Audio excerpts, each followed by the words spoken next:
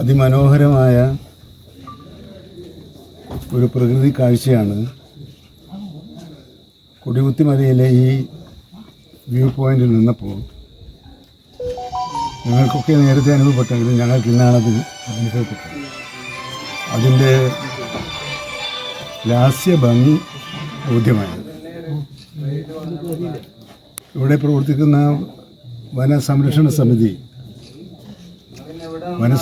സമിതികളെ കൊണ്ട് എന്താണോ സർക്കാർ ഉദ്ദേശിക്കുന്നത് ആ ലക്ഷ്യം യാഥാർത്ഥ്യമാകുന്നതിലേക്ക് ശ്രദ്ധാപൂർവമുള്ള പ്രവർത്തനമാണ് നടത്തുന്നത്. ഞങ്ങളിവിടെ വന്നത്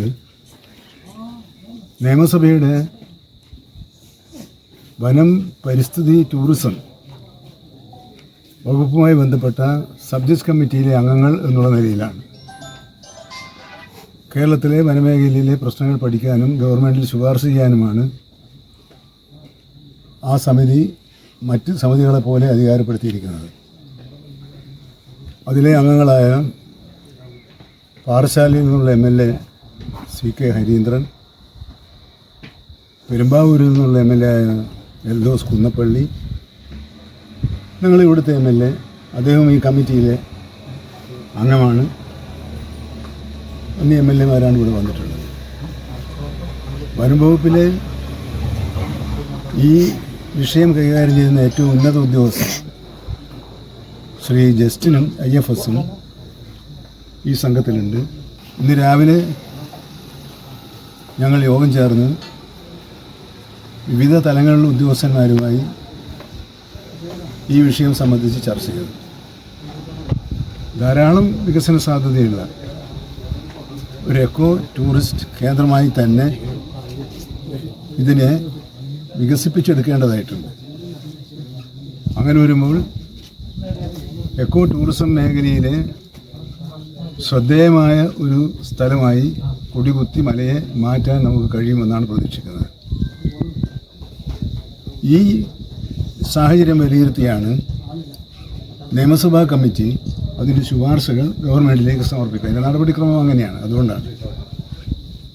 പക്ഷെ അതിനു മുമ്പ് തന്നെ ഇന്നിവിടെ നമ്മൾക്ക് ഇവിടെ വന്നപ്പോൾ സ്ഥലം MLAയും വനം വകുപ്പിലെ ഉദ്യോഗസ്ഥന്മാരും VSSൻ്റെ ഭാരവാഹികളും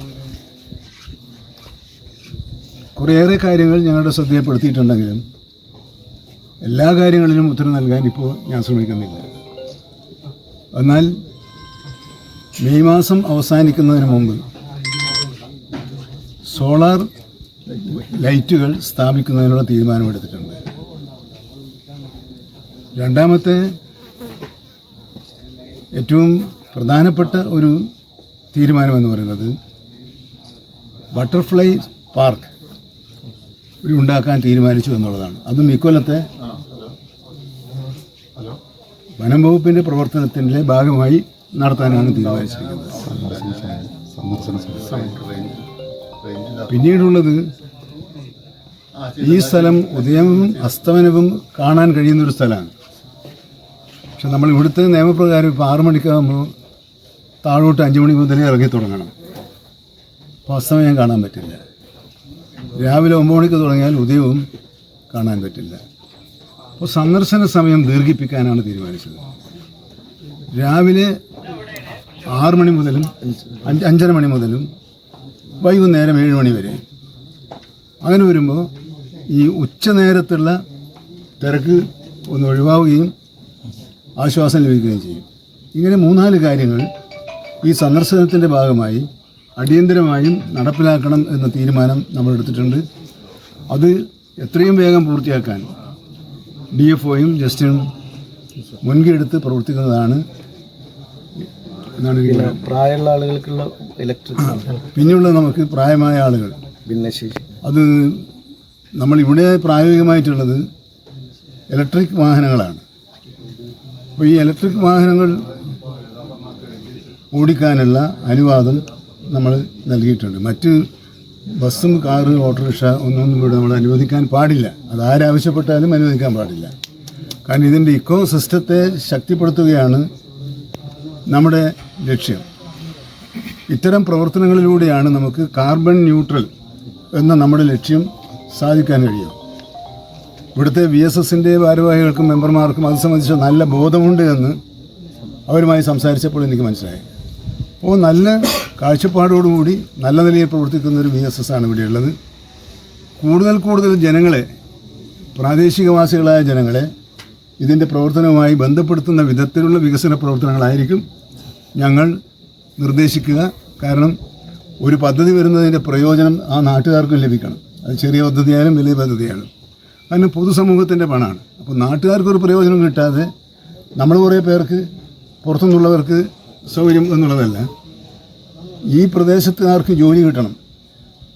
തൊഴിൽ സാധ്യത, ജോലി എന്നത് നമ്മൾ കൊടുക്കലല്ല, തൊഴിൽ സാധ്യതകൾ ഉണ്ടാക്കുന്ന വിധത്തിലുള്ള ഒരു വികസന സമീപനം സ്വീകരിക്കണം. ഈ കാര്യത്തിൽ ഇവിടുത്തെ മാധ്യമങ്ങൾ നല്ല സഹായമാണ്, പിന്തുണയാണ് കൊടുത്തിട്ടുള്ളതെന്നാണ് ഞാൻ മനസ്സിലാക്കിയത്. തുടർന്നും ആ പിന്തുണയും സഹായവും ഉണ്ടാകണമെന്ന് നിങ്ങളോടെല്ലാം അഭ്യർത്ഥിക്കുന്നു. എല്ലാവർക്കും നിയമസഭാ സമിതിയുടെ പേരിൽ അതിൻ്റെ ചെയർമാൻ എന്നുള്ള നിലയിൽ നന്ദി പറയാൻ കൂടി ഞാൻ ഈ സന്ദർഭം ഉപയോഗിക്കുകയാണ്. ഫാനും 5 star, AC 5 star, TV 5 star, ഫ്രിഡ്ജും 5 സ്റ്റാർ. കറണ്ട് ബില്ല് മാത്രം നോ സ്റ്റാർ. No star? ഈ പ്രാവശ്യവും വീട്ടിലെ കറണ്ട് ബില്ല് കണ്ട് ഷോക്കായോ? കറണ്ട് ബില്ല് കുറക്കാൻ വീട്ടിലെ ഉപകരണങ്ങൾ മാത്രം സ്റ്റാർ ആയാൽ പോരാ, വയറ് കൂടി സ്റ്റാർ ആവണം. ഉപയോഗിക്കൂ ജെഫ്റ്റൺ ക്ലാസ് 2 PST കേബിളുകൾ. ഇത് നിങ്ങളുടെ വീടിനെ സ്റ്റാർ ആക്കും.